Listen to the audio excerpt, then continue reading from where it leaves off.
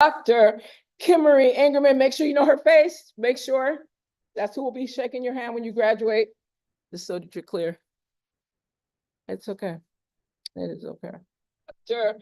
Kimmery Ingerman, make sure you know her face. Make sure that's who will be shaking your hand when you graduate, just so that you're clear. It's okay. It is okay. Dr. Kimmery Ingerman, make sure you know her face. Make sure that's who will be shaking your hand when you graduate, so that you're clear.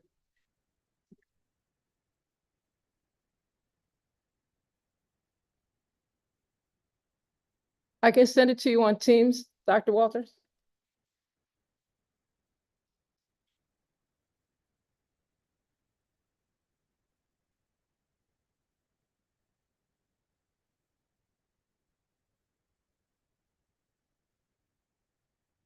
Okay. Now that we've done all of that, we're going to really start now and make this happen the way that we want it to. I'll leave this up so that you can see yourself at all times. All right.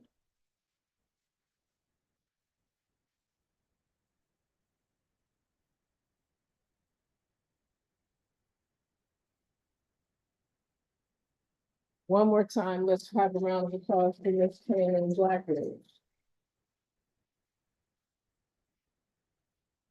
Okay, so good afternoon, everyone. My name is Kaylin Blackwood, and I'm a, well, how do I say, like, I'm here as part of dual enrollment, but I'm still a junior in high school.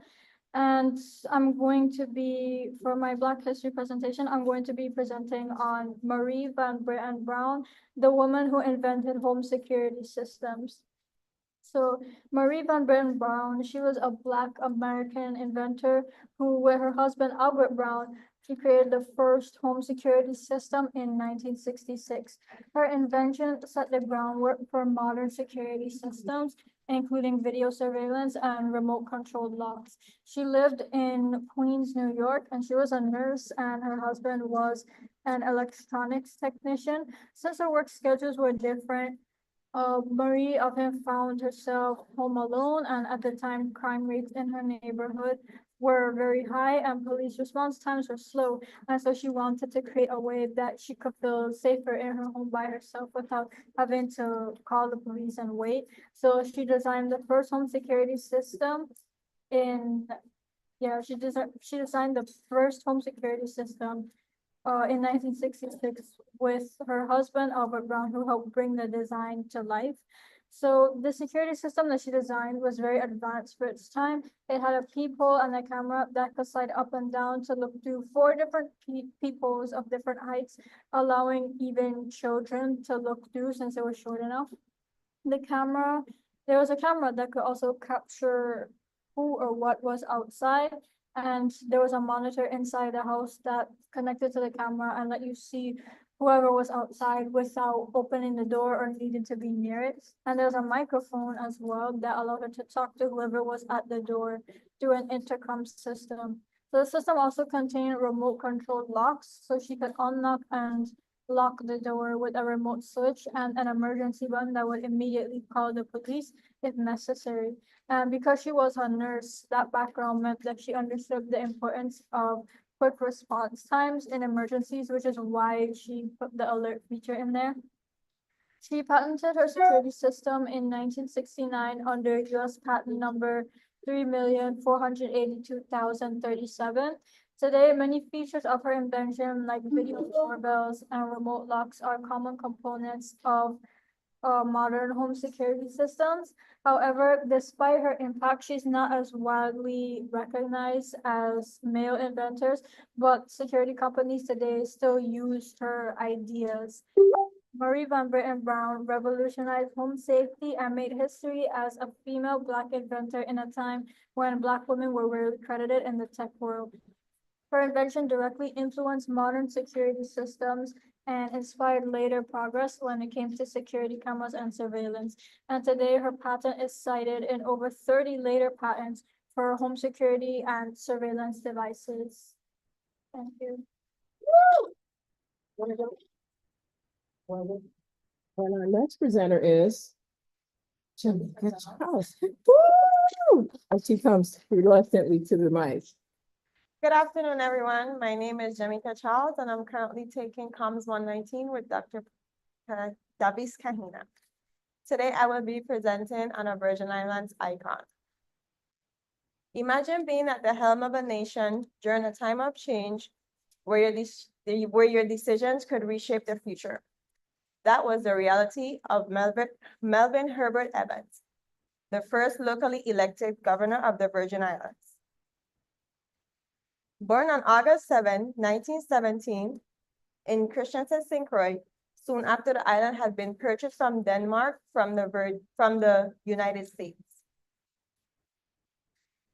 After graduating high school in St. Thomas, he received his bachelor's from Howard University, his master's from Howard College of Medicine, and then went on to serve in the U.S. Army during World War II. Evans' political career began in the 1960s. He made history by becoming the first African American to be elected governor of the Virgin Islands, a position he held from 1971 to 1975. As governor, Evans worked diligently to ensure the islands had a stronger political voice, pushing for federal funding to support economic development, education, and infrastructure. Melvin H. Evans is remembered not only for his historic role as the first elected governor, but also for his contributions to the advancement of the Virgin Islands. Evans' legacy continues to be honored in the territory. The Melvin H. Evans Highway on St. Croix is named in his honor, a testament to his lasting impact on the community. Thank you.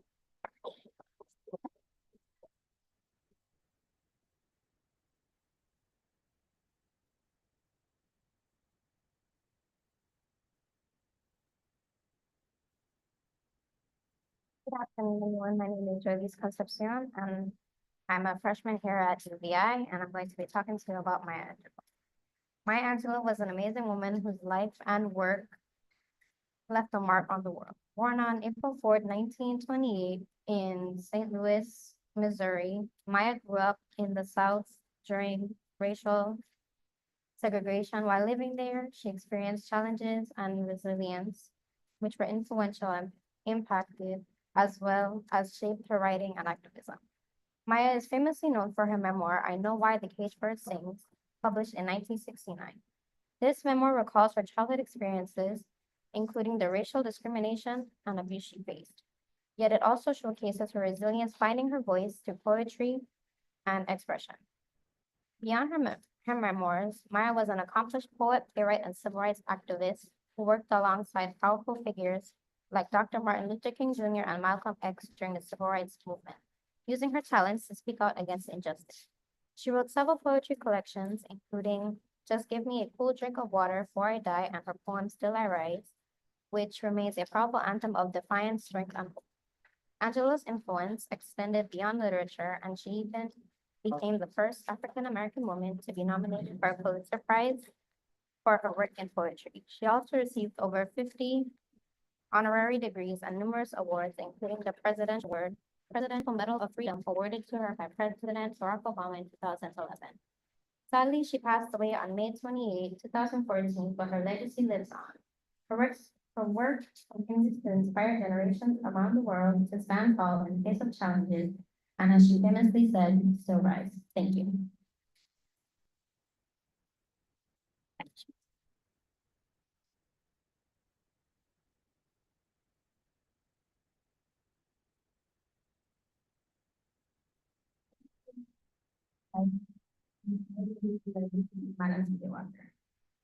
We are privileged today to go inside of stores and purchase whatever good products we want. This was not the case for many enslaved Africans back then. They were forced to use natural resources such as coconut oil, shea butter, and even animal fats.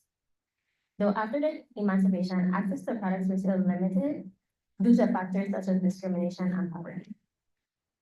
Sarah Breedlove, mostly known as Madam T.J. Walker, were one of the women who helped put some representation for us on the shelves.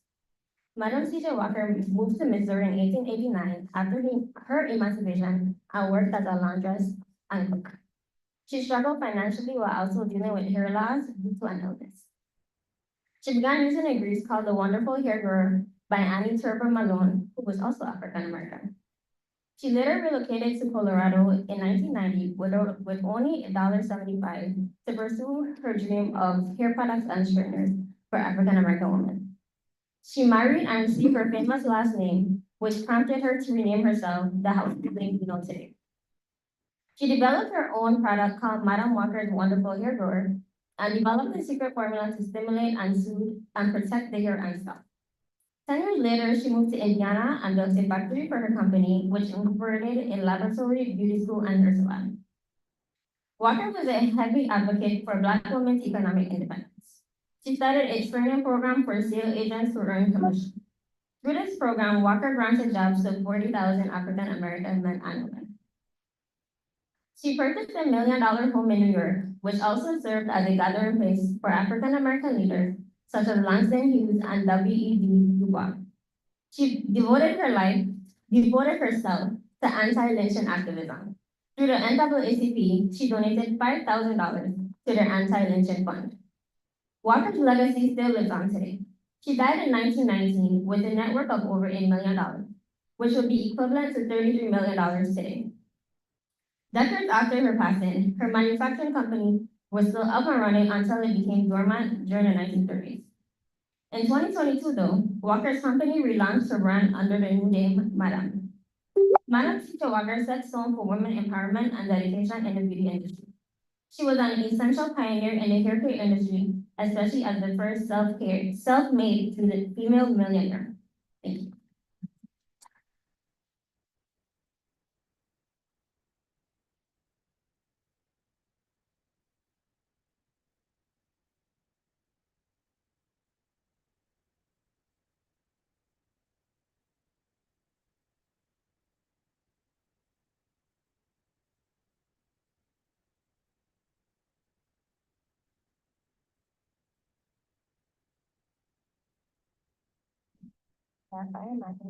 I am a sophomore in accounting at the UVI, and today I will be doing my presentation on Jane Bolin.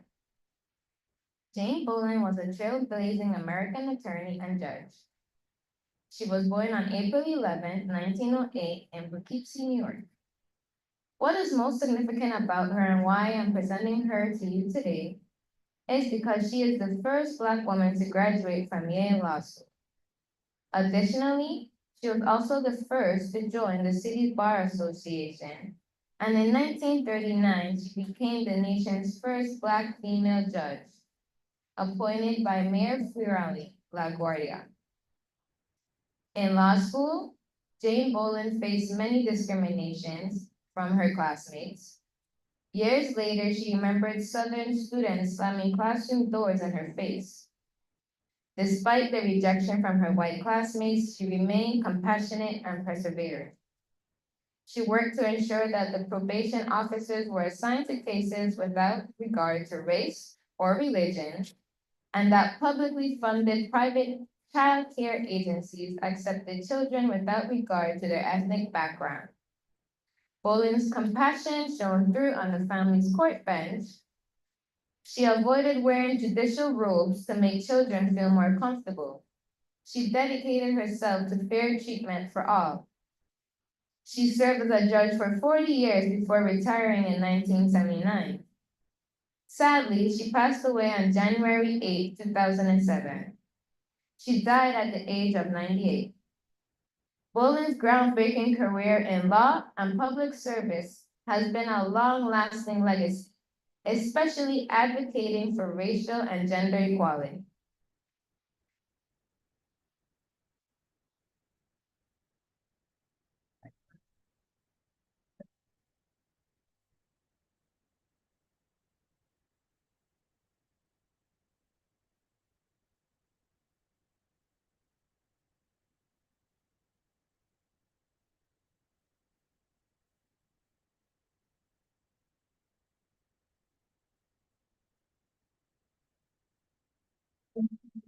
And I will be talking about Jane Bolin.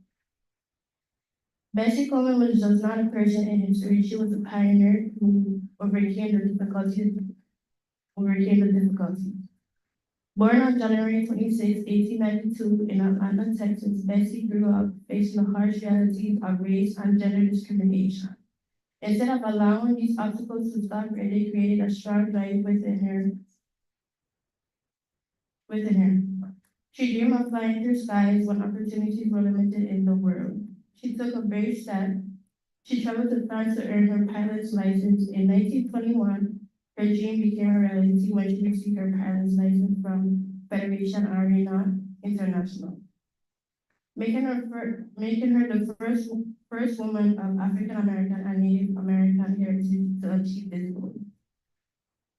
Bessie immediately gained recognition for amazing air shows, attracting people with her adventurous thoughts. She was not only a performer, but also an avid promoter of acceptance, pushing for Black pilots to be acknowledged and inspiring young African Americans to pursue a career in aviation. In addition to her flying career, Coleman also sought to establish her own aviation school to train Black pilots.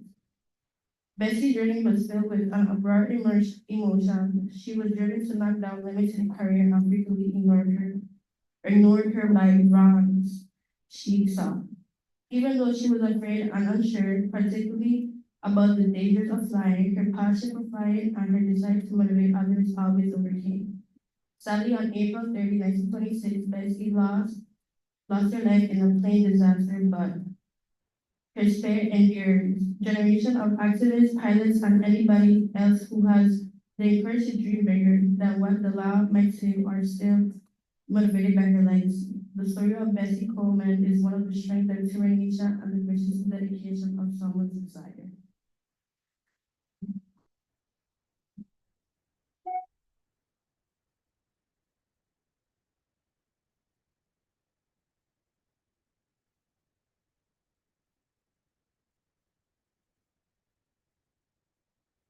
Good afternoon. My name is Mehdi Yusuf, and today I'm going to talk about Data Kimiti, key figure in Kenya's fight for independence against British colonial rule. Born in 1920, Kimiti grew up in a time when Africans faced extreme discrimination under British rule. He was known for his strong debating skills and intelligence from a young age.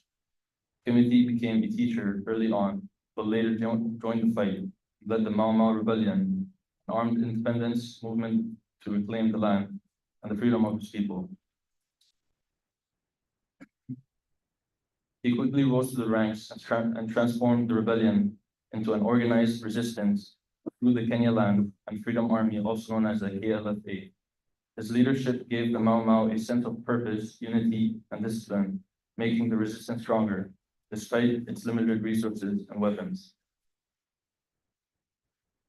While other figures like Jomo Kenyatta were in pursuit of political negotiations, Kimiti believed that only armed retaliation could achieve independence. Kimiti was labeled as a terrorist by the British, but the Kenyans viewed him as a hero fighting against the oppression they faced. The British feared Kimiti's uprising, which led to intensified efforts to capture him, and after years of fighting, he was ambushed and captured. Although he was captured in 1956 and executed in 1957, his efforts laid a foundation for Kenya's independence in 1963. While Data Kimiti may not be as recognized as other revolutionary leaders, his movement became a symbol of resistance, inspiring other liberation struggles across Africa and the world. Today, he is honored as a national hero, and a statue of him resides in Nairobi city center as a symbol of courage and resilience. Thank you.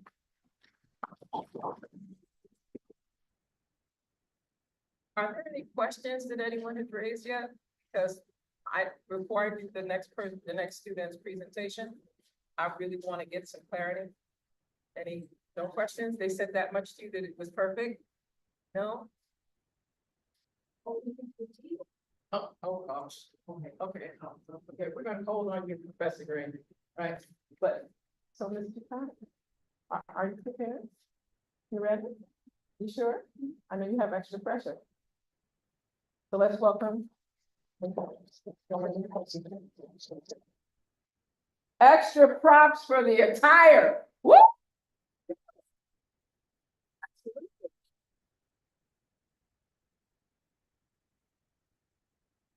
Good afternoon, everyone. My name is Joanna Tutan.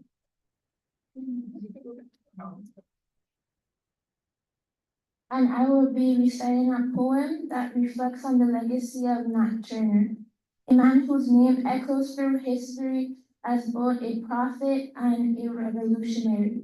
Born into slavery, Turner was not just a preacher, but a visionary who saw beyond the chains that bound him. In 1831, he led one of the most significant slave rebellions in American history, a violent uprising driven by a divine conviction that freedom was worth any cost. His rebellion struck fear into the hearts of slaveholders and intensified the already growing tension surrounding slavery in the South. Though his resistance ended in capture and execution, his spirit never died. Instead, it ignited a flame, a fire that continued to burn through generations, shaping the fight for justice and liberation. This poem speaks to that fire, the hope, the rage, and the unbreakable will to be free. This is the poem. They whispered his name like a ghost in the trees, a preacher, a rebel who begged to know names. They called him a shadow, they called him a spark, but his fire was justice that lit up the dark. The chains that they gave him could silence the weak, yet Turner knew power was more than to speak. A message unspoken is justice undone. So he lifted his voice and the battle begun.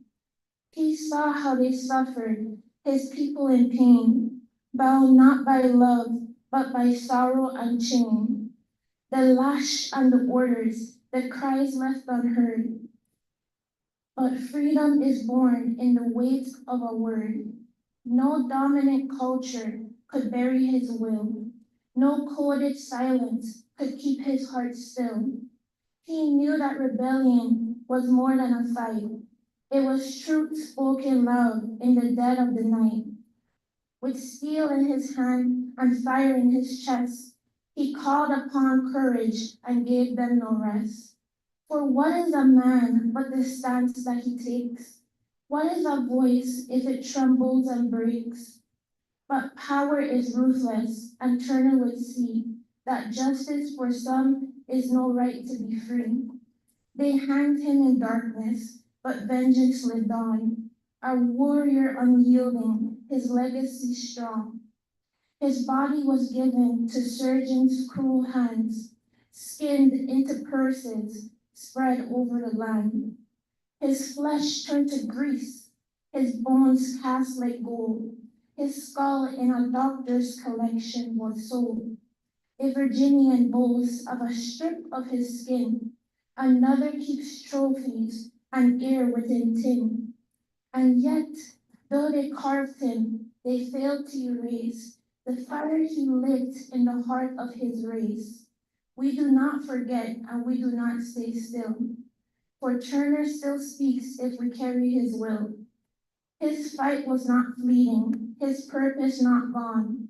The war against chains is still marches on. So rise up and listen, let silence be brief. Let power not rest in the hands of the thief. For justice is never just given, it's won. And the battle for freedom is never quite done. Thank you.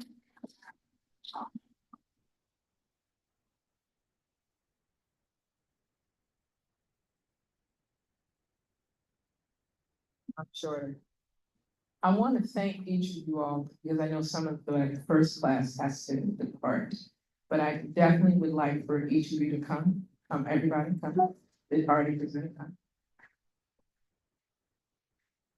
I want you to know for the audience that's present, that these are students that were not comfortable speaking in front of anyone.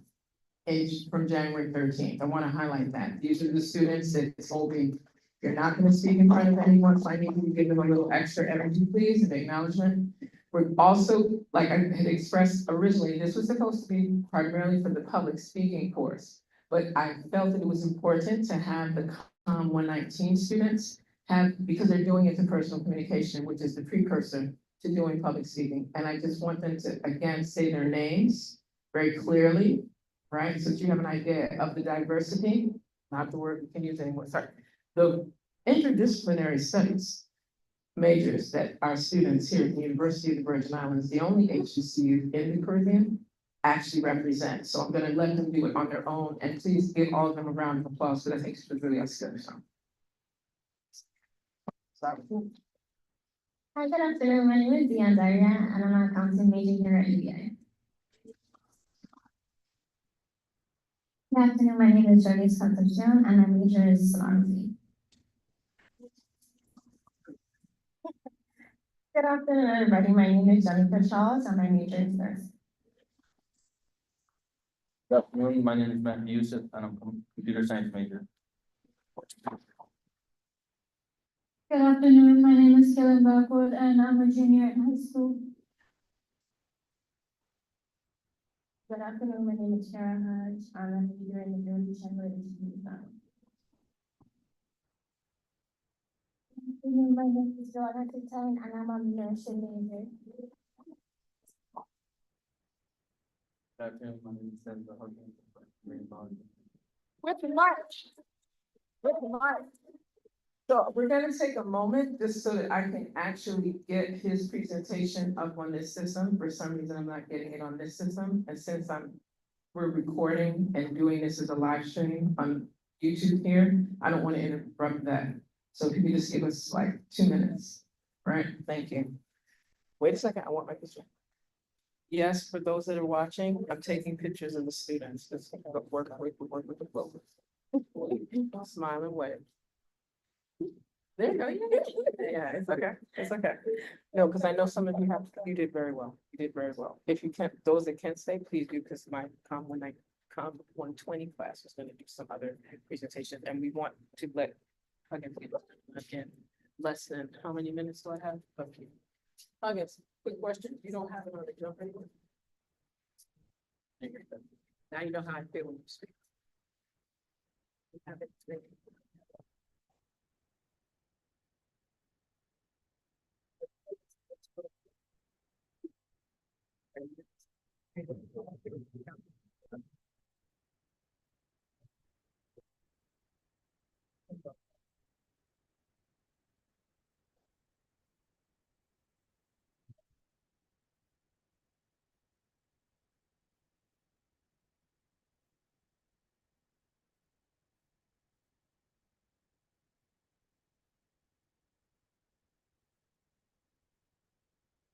Gonna do something a little different here. And I'm gonna pull up your presentation. We have a student that has a presentation very clear, and thank you very much, Ms. Gordon. We have a couple of students that have put their presentations on to external drives. So we're gonna take a minute. Perfect, there we go. I'm looking at it right now. Change it. Okay, no problem. We're gonna see how we can pull this together. And we're gonna open.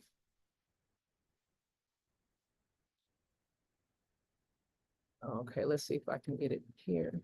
Download.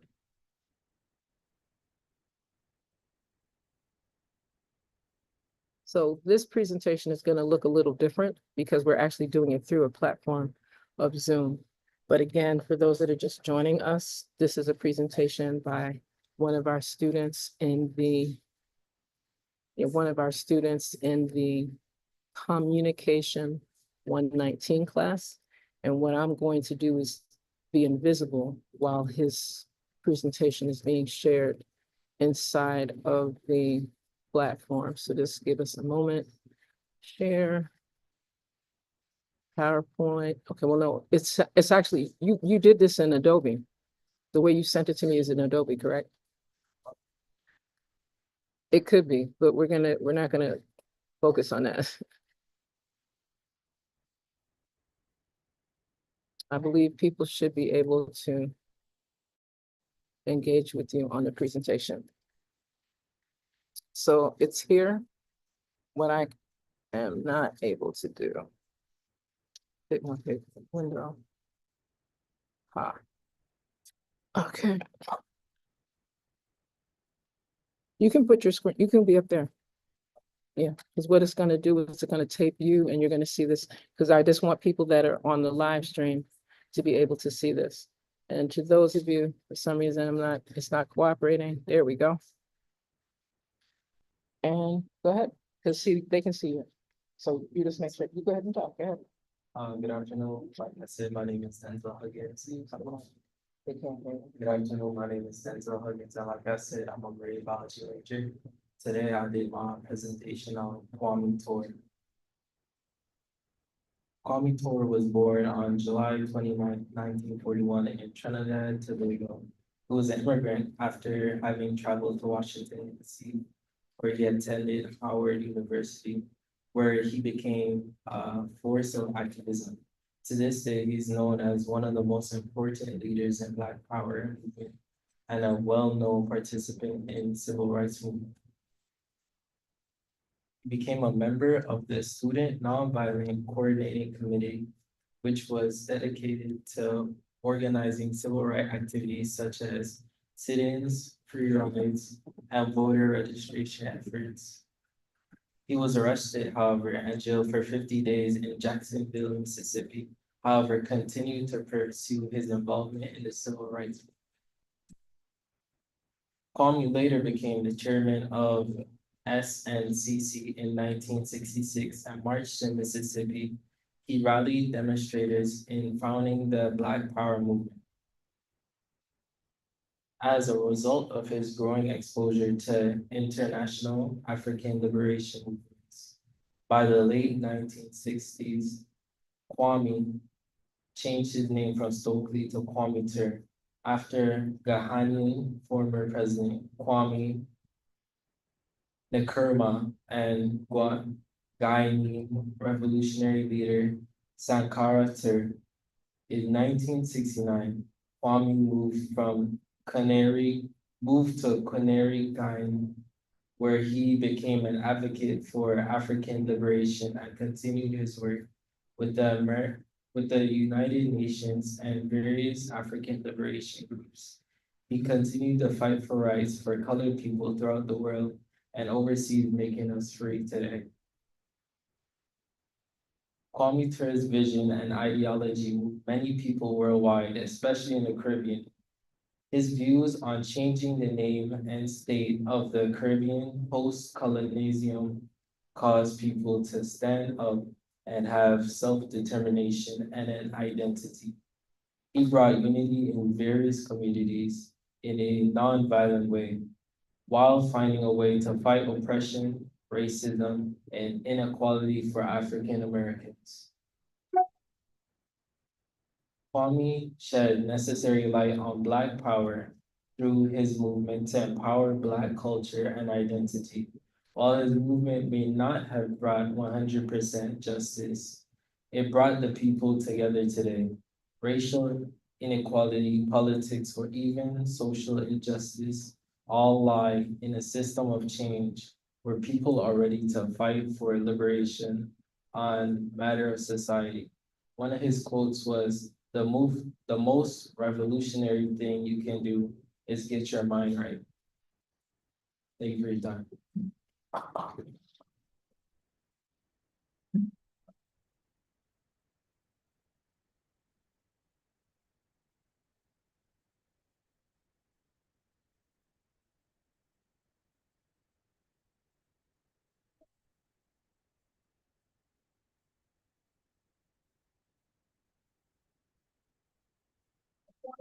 To see what he was showing, but we're having some issues here, so give me a second, please.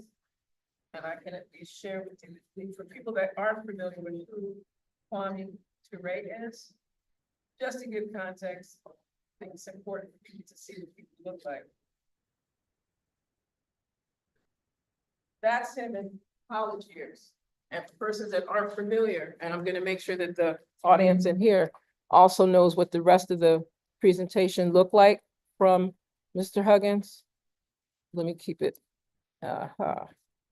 1, 2, 3, 4.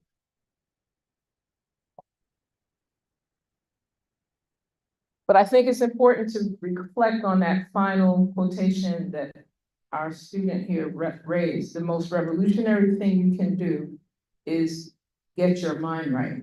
And a lot of times we tend not to do that. So I'm gonna start with that, like this whole vibration, like everybody went to the back. And there was a time where we only could go to the back. And we went through a lot to come to the front. So I want to encourage at least my students in this corner quadrant this way. Let's all rise.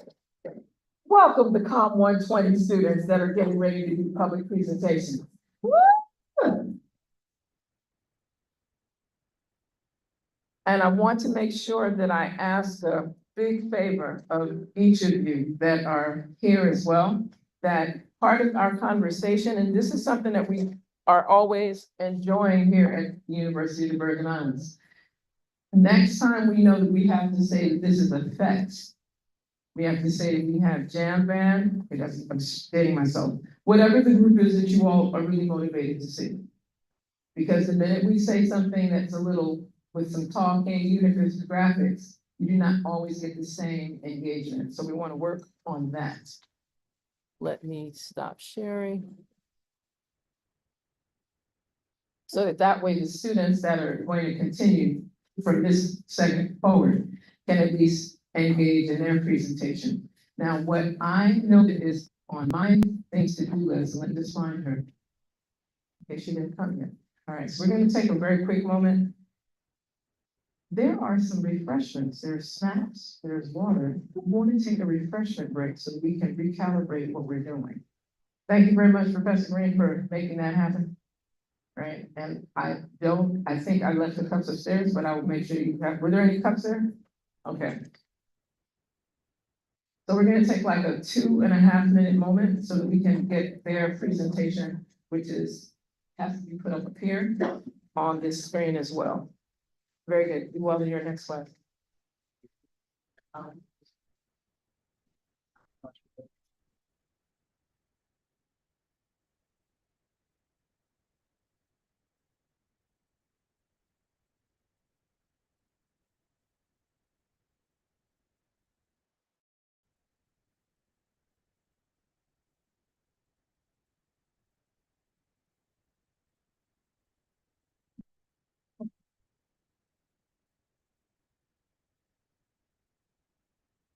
Family and friends, we're gonna take a break because I need to get in here and hopefully we'll be able to do this in a little bit of time. It'll give us a moment.